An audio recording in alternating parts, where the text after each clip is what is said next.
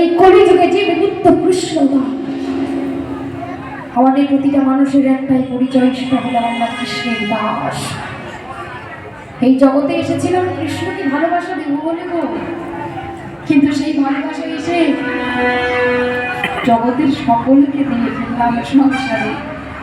পুত্র কন্যা স্বামী স্ত্রী সবাইকে দিতে দিতে শেষে দেখি কিনা নিজের মধ্যে নিজেই আলাদা। এই জগতে নিজের মধ্যে আর নিজেই না, এই দেহটাও মনে না। গৌরী এই কলিযুগে তোমার মধ্যে করুণা পাই গৌরী আর কেউ না, কৃপা পাই আর কেউ না।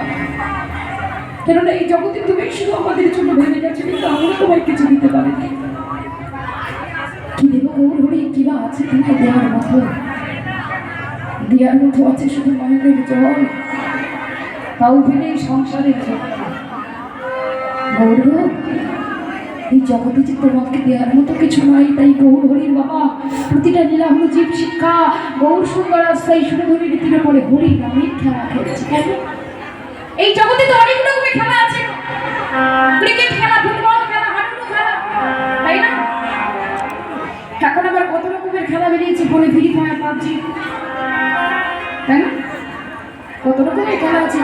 এত খেলা বাদ দিয়ে গৌর হরি কেন হরিনামের খেলা খেলছে? হরিনামের খেলায় এই জগতে সমস্ত খেলা, এই সংসার খেলাতেও দুঃখ কষ্ট আছে। সংসারের খেলা এটাও তো একটা খেলা কোনো, তাই না? সংসারের খেলায় আমরা সবাই মেতে যাচ্ছি। এই জগতের প্রতিটা খেলায় আছে দুঃখ কষ্ট, হার জিত। কিন্তু আমার গৌর হরি যে খেলা খেলছে, এই খেলায় কোনো দুঃখ কষ্ট নাই, কোনো হার জিত নাই, শুধু আছে আনন্দ আর মহায় আনন্দ। আনন্দ নেই? এই যে আজ কোন করতাল সঙ্গে করে খেলা হচ্ছে, এই খেলায় আনন্দ নাই? আনন্দই যদি না থাকবে তাহলে তোমরা সকাল থেকে এখানে করে আছো কেন, তাই না? তাই বলছে দেখো দেখো গৌর হরি সুন্দর, গৌর সুন্দর আমার সুরধরির দিনে পরে বিনোদ খেলায় মেতেছে। বিনোদটা নতুন, এই হরিনামের খেলা কোনোদিন পুরনো হয় না, যত হয় ততটা নতুন। তাই বলছে দেখো দেখো খেলায়